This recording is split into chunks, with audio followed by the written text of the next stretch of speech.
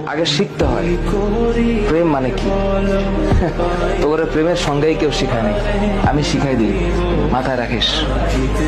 প্রেম শব্দের মানে হচ্ছে, এটা এখনকার মানুষ এটা শুনলে কেমন জানি ভিতরে একটা আউলা বাতাস লাগে। প্রেম শব্দের মানে হচ্ছে যত্ন। কেউ তোদের বলেছে? আজকে আমি বলে দিলাম, যার যত প্রেম তার যত্ন তত বেশি। আর এর সাথে আর একটা টুকুর করে একটা শব্দ মাঝখানে লাগিয়ে দিলেই খেলাটা অন্যভাবে ঘুরে যাবে।